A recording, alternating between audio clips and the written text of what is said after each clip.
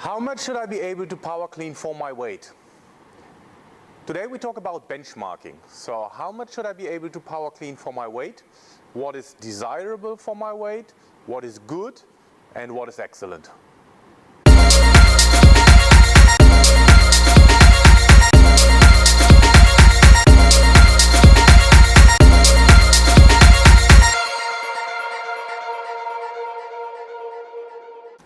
How much should I be able to power clean for my weight?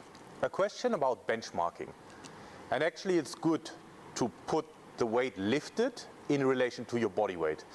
Because, very simply, a person with a higher body weight also has a higher absolute strength. So that means someone who's heavier can lift more weight than someone who's lighter, just because of the extra weight he weighs. Important to understand is that technical mastery comes first, and I've spoken about that a few times before, for the simple fact that not only injury prevention, obviously injury prevention is an important part, but also the power clean is a very highly technically skilled exercise. So most of the times what I see is that advancement and improvements in the weight you lift is dependent on your technique. In other words, what prevents a person from progressing and improving are technical flaws, not necessarily strength issues. Therefore, working on the technique should be an ongoing part of the training. Whether you want to use the warm-up for working on your technique and consolidating your technique, or you use separate sessions, that depends on the goal and how much work needs to be done. But for a fact, technical consolidation should be an ongoing part of a good, well-structured training program. Another point is that the brutal truth is not everyone can progress at the same rate. Some people are made more for strength gains and power gains than others. So the numbers I will give you in a minute are very dependent on the individual.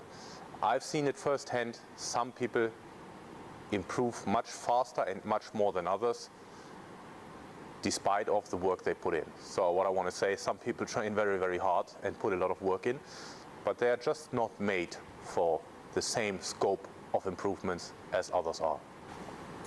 Okay, let's get into some quantifiable numbers of the power clean, what you should be able to power clean. Anyone who tries to train anyone who trains seriously should be able to get to 1 times body weight, regardless whether it's male or female. Yeah, so 1 times body weight for everyone who trains ambitious. A good result is 1.5 times body weight for males and 1.2 to 1.3 for females. For males, if you get to 1.7 to 1.8, that's a really good result. And the same for females, if you get to 1.5 times your body weight in the power clean, that's a really good result. Above 2 times body weight or 2 times body weight or above is an excellent result for men. And that is not achieved by a lot, I have to be honest. Yeah, so 2 times body weight for men, 1.8 times body weight for females is an excellent result. Again, we're talking not about Olympic weightlifters. That is different because their sport is lifting weights. Basically, the power clean is one of the training exercises they do day in, day out. So for them, these benchmarks don't apply. We're talking for general athletes and general population. A quick recap. Technical mastery first, because of injury prevention on one side, and the power clean being a very technically demanding exercise, and improvements are mostly limited to technical flaws. Individuality, not everyone progresses at the same rate and in the same scope, so some can progress more than others, that's just the hard truth. And the benchmarking, if we're looking at 1 times body weight, is a result anyone can achieve.